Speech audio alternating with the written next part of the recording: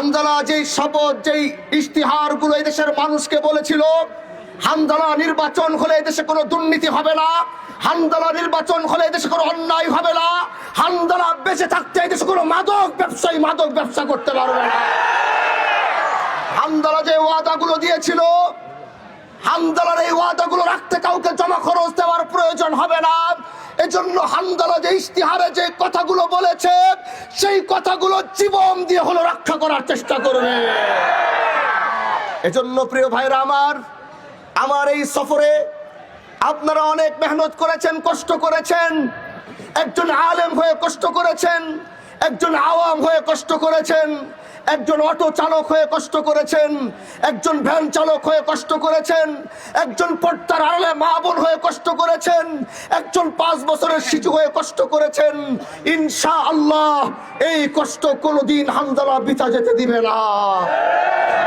এই কাঁঠালবাড়ি হচ্ছে পুরা আমাদের শিবচর থানার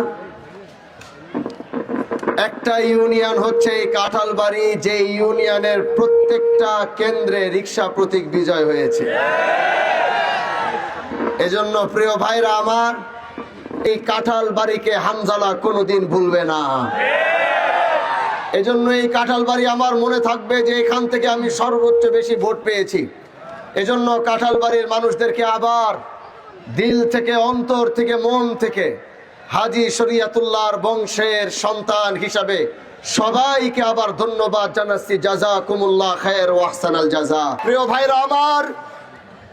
ভাইরা আমার, সবচেয়ে বেশি এই লম্বা সফরে আমার পাশে বসা আমার প্রিয় ভাই, আমার রক্তের আপন বড় ভাই হাফেজ মাওলানা তোহা, সে আমাকে এই সফরে আমার পাশে থেকে সব সময় সহযোগিতা করেছে।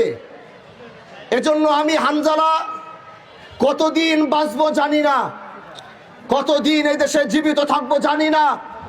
যে ইনসাফের লড়াইয়ে শপথনামা পাঠ করেছি, এই শপথনামা পাঠ করার পরে কতদিন হানজালারা জীবিত থাকবে জানি না, কিন্তু এতটুক বলে যেতে পারি, আমাদের মতো হানজালারা যদি জীবিত নাও থাকে, আবার এই বংশের সন্তান দাঁড়িয়ে ইনসাফের পক্ষে কথা বলবে। এজন্য প্রিয় ভাইরা আমার, এই আধিপত্যের রাজনীতি আমরা ভেঙ্গে যেই নতুনত্বের রাজনীতির ধারা শুরু করেছি, আপনারা সেই ধারাকে অব্যাহত রাখবেন তো? আওয়াজ করে বলেন, সেই ধারাকে অব্যাহত রাখবেন তো ইনশাআল্লাহ? আগামীর রাজনীতিতে আমরা গোটা শিবচর থেকে গোটা বাংলাদেশকে দেখিয়ে দিব, গোটা বাংলাদেশের রাজনীতি একরকম আর শিবচরের রাজনীতি আরেক রকম। আমরা শিবচরকে গোটা দেশের সামনে পরিচিত করিয়েছি, এখন কাজ থাকবে এই শিবচরকে গোটা পৃথিবীর সামনে পরিচয় করানো। এজন্য আপনারা পাশে থাকবেন তো ভাই আমার? এই লড়াই আমার একার পক্ষে করা সম্ভব না। আমাদের নেতৃবৃন্দ যারা উপস্থিত হয়েছেন, জামাত ইসলাম, বাংলাদেশ খেলাফত মজলিস সহ এই এলাকার কিছু কিছু বাচ্চারা প্রথম এই বিশেষ করে এই কাঁঠালবাড়িতে মৌলানা আমাদের মইনুল করিম ভাইয়ের সাথে কিছু ছেলেরা, যুবক বাচ্চারা, তারা এক সফর শুরু করেছিল।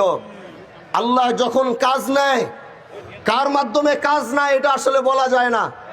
এই ছোট্ট ছোট্ট বাচ্চাগুলা একসাথে হয়ে তারা যে কিভাবে এলাকার ভিতরে কাজ শুরু করেছিল, তাদের কাজের অগ্রগতি দেখে এই দেশের অনেক মানুষ তখন আমাদের উপরে ঝাঁপিয়ে পড়েছিল।